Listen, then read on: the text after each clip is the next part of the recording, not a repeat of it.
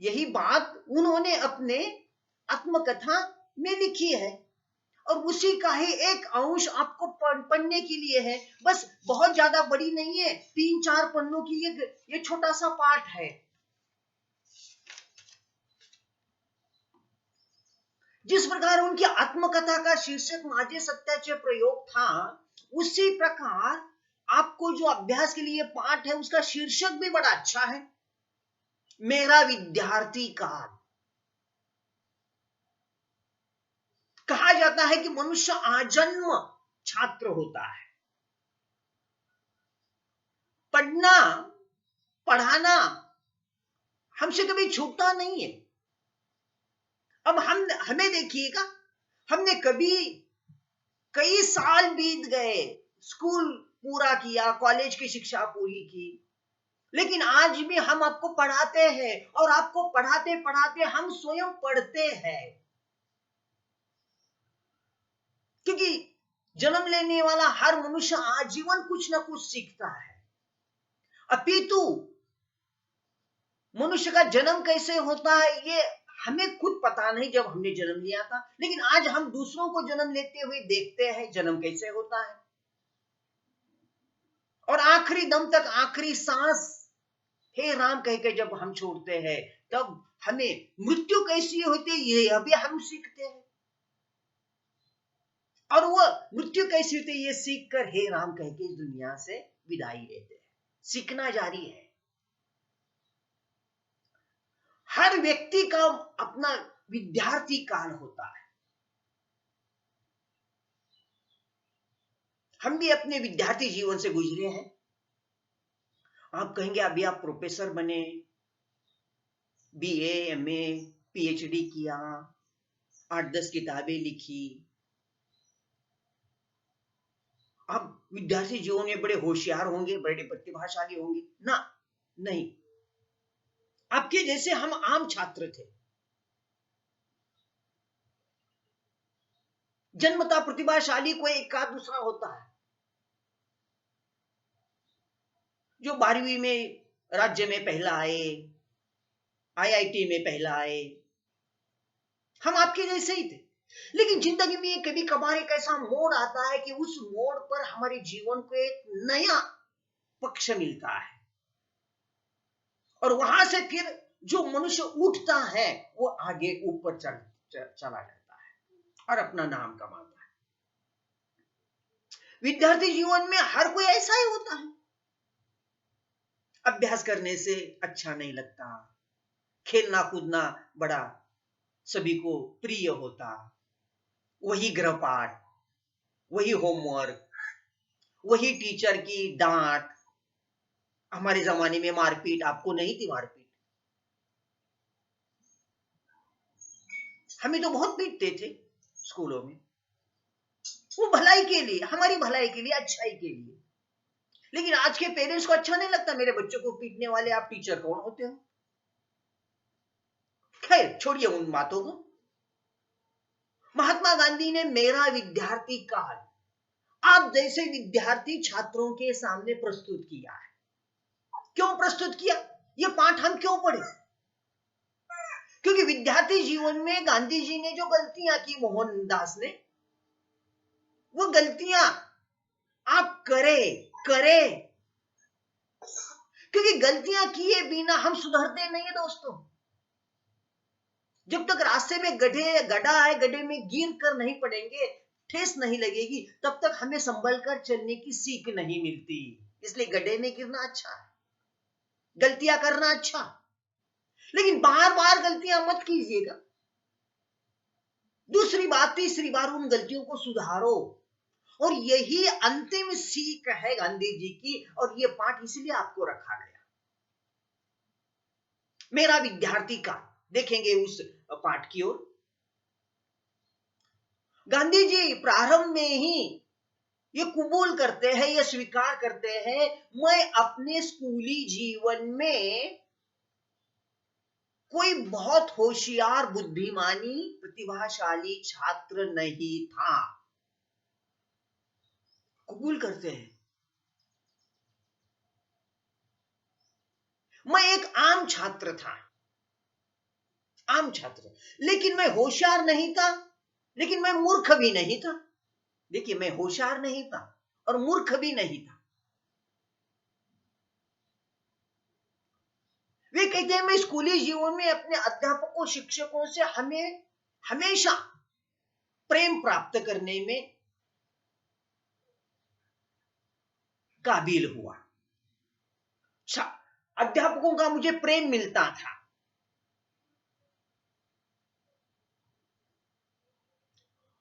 और विद्यार्थी जीवन में छात्रों को क्या चाहिए?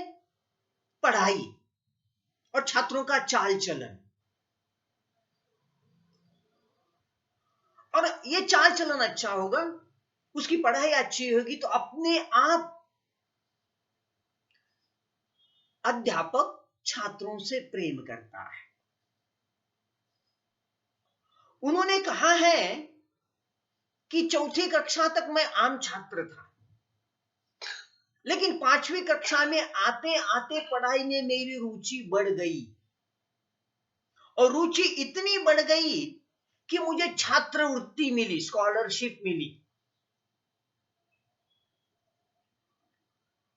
और 5वीं कक्षा में मुझे 4 रुपए और 6ठी कक्षा में 10 रुपए महीना छात्रवृत्ति मिलती थी। देखिए, ये आंकड़े ध्यान में रखिएगा। ऑब्जेक्टिव क्वेश्चन के रूप में पूछे जाएंगे कि महात्मा गांधी को 5वीं कक्षा में कितनी छात्रवृत्ति मिलती थी। ऑप्शन दिए जाएंगे 2 रुपए, 6 रुपए, 10 रुपए, 4 रुपए। सही ऑप्शन होगा 4 रुपए। और वही 6ठी कक्षा में उनकी छात्रवृत्ति थी ₹10। तो आज की भाषा में आप कहेंगे ये 4 रुपए, 10 रुपए, इतना आंकड़ा छोटा है, संख्या इतनी छोटी है। लेकिन दोस्तों, ये थी छात्रवृत्ति, स्कॉलरशिप। और आज भले ही महंगाई बढ़ गई होगी, लेकिन उन दिनों इन आंकड़ों का, चाहे रुपए 4 होंगे या 10 होंगे, ये बड़ी महत्ता रखते थे। और आंकड़ा छोटा भी होगा तो महत्ता इसलिए थी कि वो स्कॉलरशिप थी, स्कूल की ओर से, सरकार की ओर से मुहर लगाई गई थी कि आप ये छात्रवृत्ति पाने के काबिल हो, आप में योग्यता है। और समाज में, गांव शहर में नाम भी ऊंचा होता था कि देखिए इस छात्र को स्कॉलरशिप मिल गई। सब लोग आदर से, सम्मान से देखा करते थे।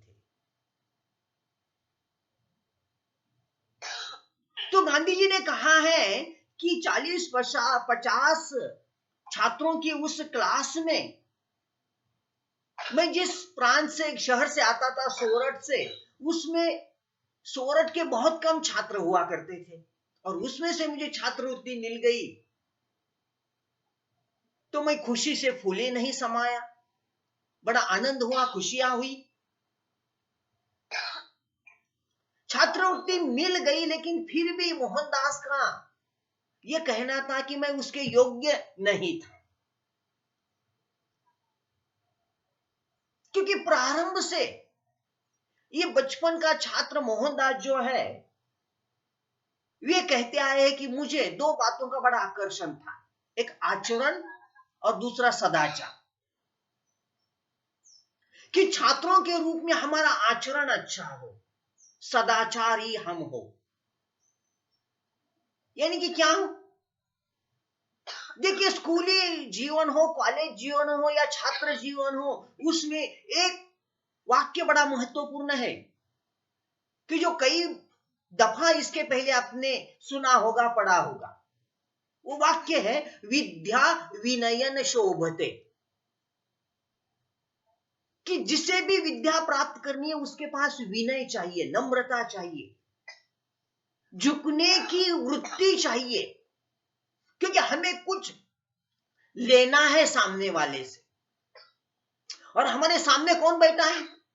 शिक्षक है, अध्यापक है, प्राध्यापक है, प्रोफेसर है, कोई विद्वान है, समाज का कोई बुजुर्ग है, हमारे माता पिता है। उनसे हमें कुछ लेना है, विद्या प्राप्त करनी है। और उसके लिए जरूरी होगा विद्या विनयन शोभते।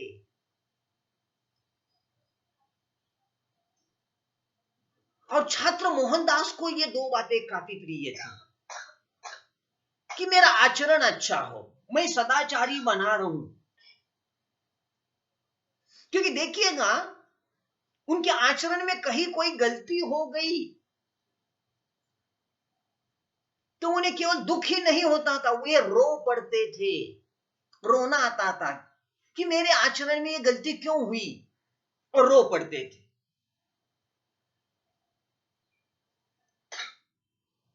एक बार स्कूल में उन्हें पीटा गया, आपको भी पीटा गया होगा, हमें भी अपने छात्र जीवन में पीटा गया। टीचर जब पीटता था उन दिनों तो कोई दुख होता था ना, हमें नहीं होता, आपको होता होगा। क्योंकि आजकल आपके पेरेंट्स बड़े संवेदनशील बने हैं। इसका अर्थ हमारे पेरेंट्स संवेदनशील नहीं थे, ऐसा बात नहीं। आज का पेरेंट्स कहता है कि मेरा बच्चा है, बड़ी खुशी से रहता है, राजकुमार जैसे रहता है, मैं उसे खिलाता पिलाता हूं, आप उसे पीटने वाले कौन? ये सवाल पूछने के लिए स्कूल में आते पेरेंट्स। उन दिनों जब टीचर हमें पीटते थे, हमें दुख नहीं होता था, बुरा नहीं लगता था, क्योंकि शायद हमारी भी और माता पिता की भी ये बात थी कि मेरे बच्चे ने कोई गलती की होगी, और वो टीचर है।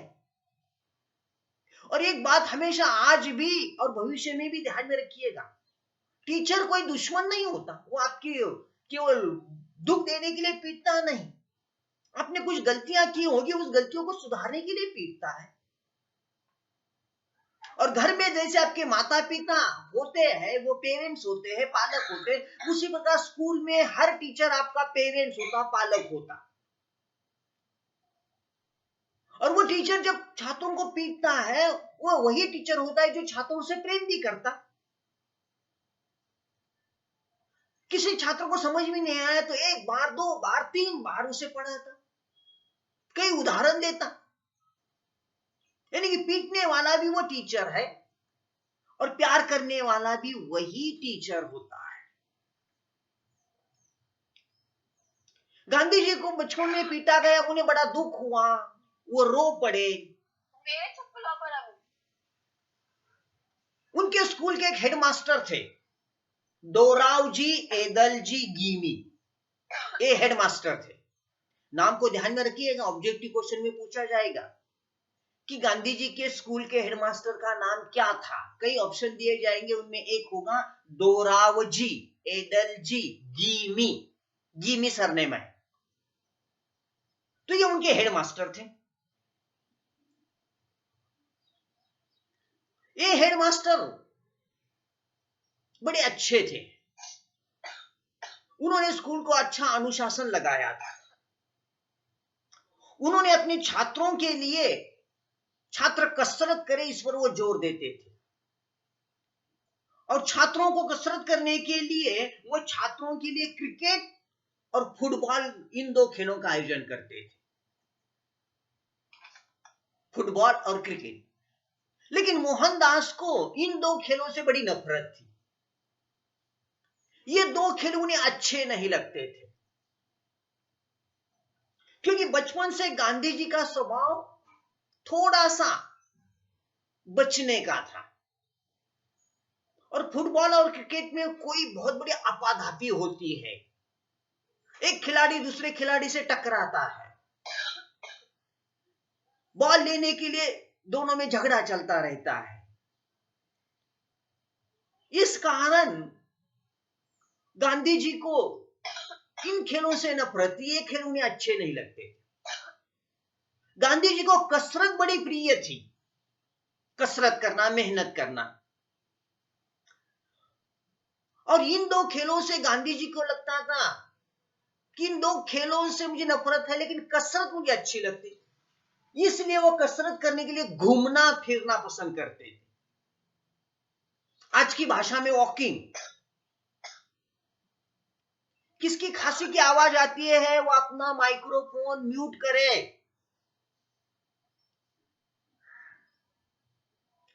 इतनी बात समझ में नहीं आती कि माइक्रोफोन म्यूट करना है। तो उन्हें इन दो खेलों से नफरत थी, लेकिन कसरत के लिए वो घूमना पसंद करते थे, क्योंकि उन्होंने किसी किताब में पढ़ा था। क्या पढ़ा था? कि खुली हवा में घूमना स्वास्थ्य के लिए अच्छा होता है। आपने पढ़ा नहीं भी हो तो मैं कहता हूं कि खुली हवा में घूमा फिरा करो। दुर्भाग्य से हम मुंबई और दिल्ली जैसे शहर से दूर हैं। आज भी हमारे आसपास खुली और शुद्ध हवा मिलती है। थोड़ा वॉकिंग करो, रनिंग करो, स्वास्थ्य के लिए अच्छा होता है। स्वास्थ्य क्यों हमें कमाना है? क्योंकि यही विद्यार्थी जीवन होता है। यहां हमने अपने शरीर को कमाया, शरीर को तंदुरुस्त रखा, तो बुढ़ापे में हम कई बीमारियों से दूर रहते हैं।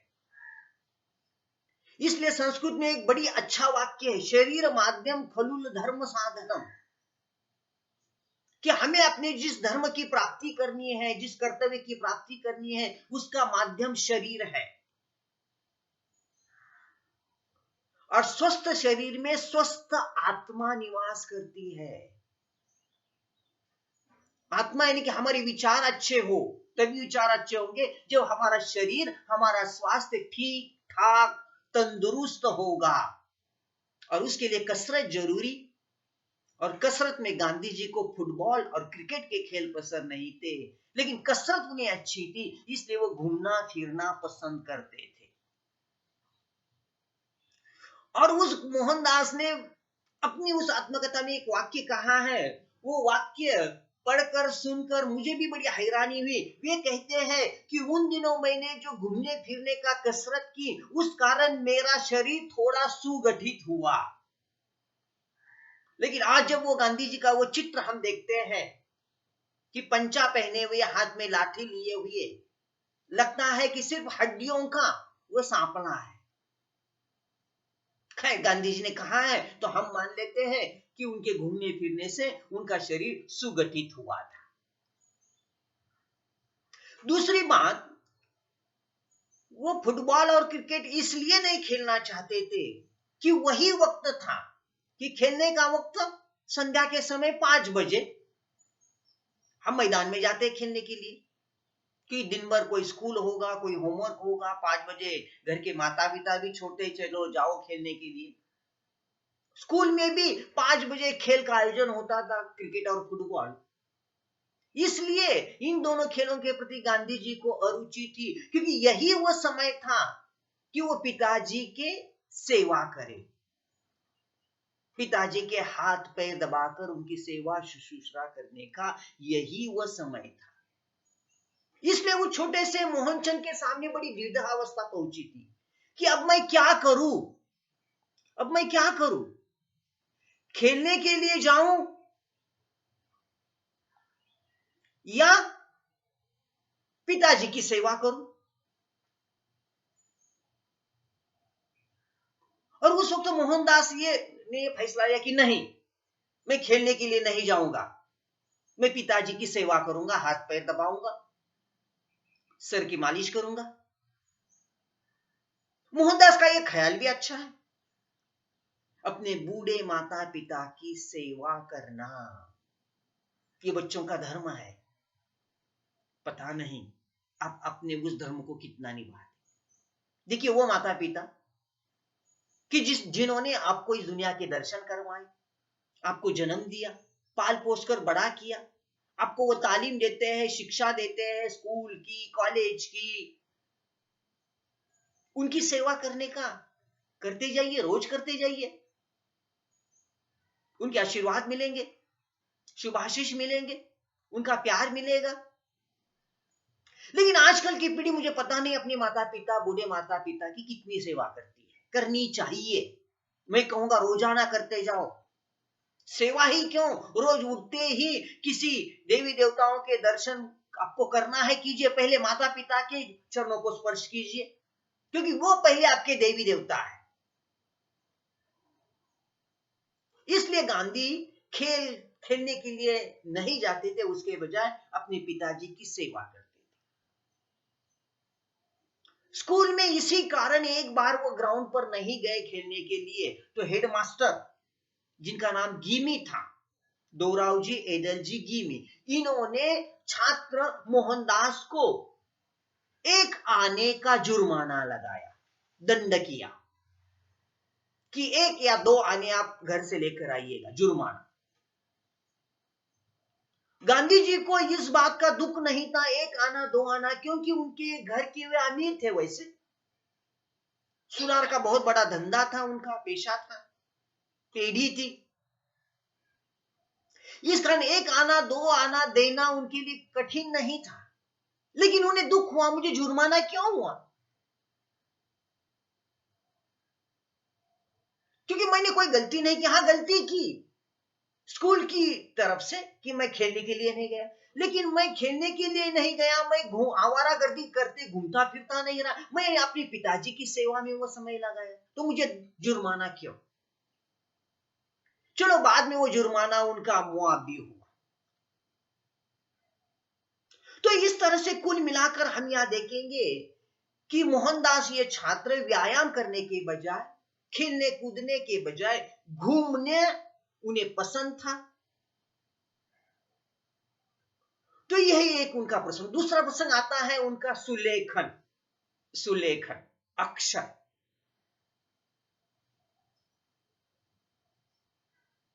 आप कैसे हो ये हम टीचर को जानना है, तो हम पहले आपके अक्षर को देखते हैं। आपका अक्षर जैसा होगा वैसे आप होंगे। अक्षर से भी भविष्यवाणी ज्योतिष देखा जा सकता है कि आपका अक्षर कैसा है। और इसी कारण स्कूली दिनों में अध्यापक हमारे अक्षर पर अधिक ध्यान देता था कि हमारा अक्षर अच्छा हो, मोती जैसा हो, अक्षर सुंदर हो, अक्षर हम लिखेंगे तो दूसरा कोई पढ़ेगा, उसे पढ़ने आना चाहिए, नहीं तो आप लिखे और खुदा पढ़े। इतने पढ़े लिखे आजकल के डॉक्टर्स जो होते हैं, एमबीबीएस, एमएस, एमडी, उनका अक्षर देखिए, उनका प्रिस्क्रिप्शन पर लिखा हुआ अक्षर देखिए। वो कभी भी पढ़े लिखे लोगों को भी समझ में नहीं आता, वो सिर्फ समझता है वो मेडिकल वाला। हमारा अक्षर अच्छा होना चाहिए, सुगठित हो, सुंदर हो, पढ़ने लायक हो सके तो दूध में शक्कर कि वो मोती जैसा हो। गांधी जी का अक्षर अच्छा नहीं था, कबूल करते हैं, वो स्वीकार करते अपनी उस गलती को। क्योंकि जब वह दक्षिण अफ्रीका में गए बैरिस्टर होने के बाद, इसे भी वो स्वीकार करते हैं कि इंडिया में वो वकीली करने की कोशिश करते रहे, वकीली चली नहीं, दोष उनका है, स्वीकार करते। पेट भरने के लिए वो दक्षिण अफ्रीका में वकीली करने के लिए जाते, और वहां जाने के बाद वो देखते कि वहां के नवयुवकों का अक्षर बड़ा सुंदर था और मेरा अक्षर बड़ा खराब है। ये देखकर वो लजाते, शर्माते।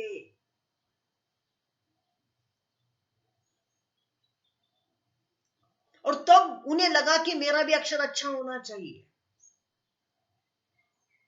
अपने जीवन के अंतिम काल में गांधी जी ने यह प्रयास किया कि मैं अपना अक्षर अच्छा बनाऊं, जीवन के अंतिम काल में।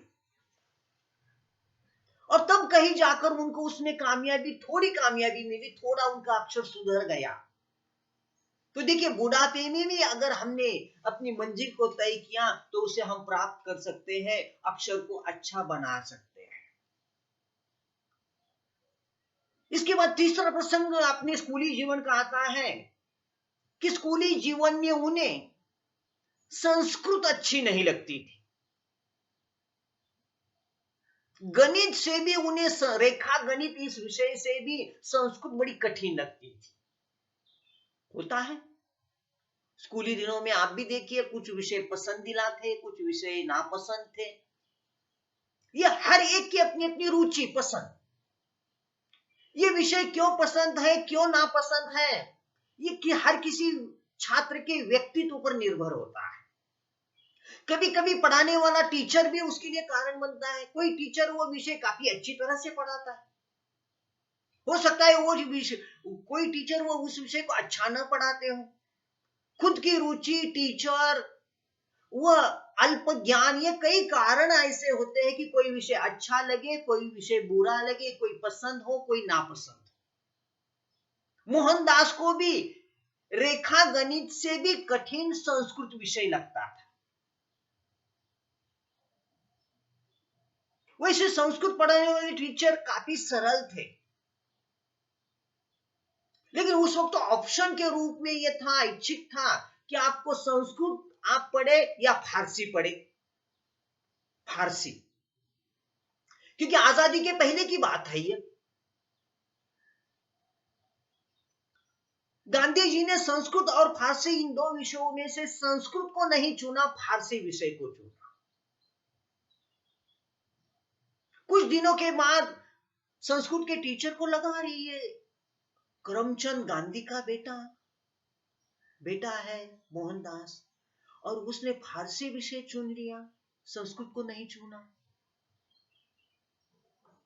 संस्कृत के शिक्षक को बड़ा बुरा लगा, उन्हें मोहनदास को बुला लिया, और आप कितने बड़े अच्छे घराने से आते हो, और अब संस्कृत को छोड़कर फारसी विषय क्यों चुन लिया? क्योंकि उस वक्त तो उस संस्कृत शिक्षक की यह राय थी कि फारसी हमारी भाषा नहीं है, हम पर राज करने वाले मुगलों की भाषा है, और संस्कृत हमारी अपनी भाषा है। और करमचंद गांधी का बेटा अपनी भाषा को छोड़कर फारसी को पढ़ रहा है। उन्होंने मोहनदास को समझाया, मार्गदर्शन किया, और आपको ये शोभा नहीं देता, आपको संस्कृत ही पढ़नी चाहिए। मोहनदास का मन नहीं था, लेकिन उसने जबरदस्ती से वो संस्कृत की क्लास में जाकर बैठ गए। लेकिन आज कई वर्षों बाद उन्हें लगता है कि वो संस्कृत पढ़ाने वाले जो कृष्ण शंकर नाम के टीचर थे, उनका मैं बड़ा उपकार मानता हूँ, एहसान मानता हूँ कि उन्होंने मुझे नापसंद होने के बावजूद भी संस्कृत विषय लेने के लिए जो आग्रह किया, उसका मुझे अच्छा फल मिला। जीवन के अंतिम काल में वे कह रहे, क्यों उपकार मानते हैं? क्योंकि वो संस्कृत मैंने पढ़ा, इसी कारण मैं अपने देश को जान सका, समझ सका। क्योंकि इस देश को जानने के लिए संस्कृत में बहुत सारी ग्रंथ संपदा थी, वेद, उपनिषद, 18 पुराण, महाभारत, रामायण, कई ग्रंथ थे। मैं पढ़ सका और इस देश को, इस संस्कृति को, इस इंसानियत को मैं जान सका। इसलिए जीवन के अंतिम काल में वो अपने संस्कृत के शिक्षक, नाम अच्छी तरह से ध्यान में रखिए, कृष्ण शंकर का उपकार मानते हैं। संस्कृत के शिक्षक कृष्ण शंकर। परीक्षा में प्रश्न पूछा जाने की संभावना है कि मोहनदास को संस्कृत पढ़ाने वाले टीचर का नाम क्या है, तो जवाब होगा कृष्ण शंकर। और इस तरह से ये कहानी आगे चलते चलते सिर्फ अंतिम एक घटना आती है कि बचपन में वो बिस्तर में सोते समय वो बड़े भयभीत हुआ करते थे, वो डरते थे। क्यों डरते थे? क्योंकि बचपन में हम भी डरते हैं, बचपन में हम भी डरा करते, क्योंकि उन्हें भूत प्रेत से बड़ा डर था। और उनका ख्याल रखने वाली घर में एक नौकरानी रंभाबाई थी, वो उन्हें इस तरह से कई कहानियां सुनकर डर भगाया करती थी। वो बचपन के मोहनदास को कहती थी कि आपके सपने में कभी भी कोई भूत प्रेत पिशाच आया, आप डर गए, तो राम राम का नाम लीजिए, और राम नाम की जपमाला की तो वह भूत पिशाच भाग जाता है, ऐसी नौकरानी रंभाबाई ने कहा। तो इस तरह से इन तमाम 4-5 घटना प्रसंगों से वो अपना छात्र जीवन हम पाठकों के सामने रखते हैं। और इसी प्रकार का छात्र जीवन, विद्यार्थी जीवन हर किसी का होता है, आपका होता है, मेरा होता है। और यही 5 घटनाओं के उपरांत ये उनकी आत्मकथा का एक अंश या ये पाठ यहाँ समाप्त होता है।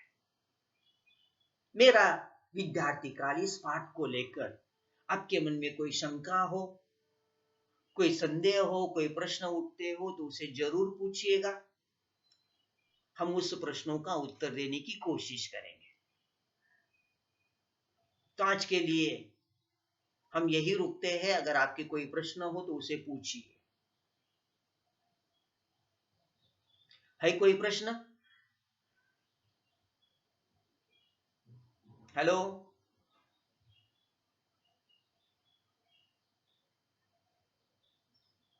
कोई प्रश्न है आपके मन में? ठीक है।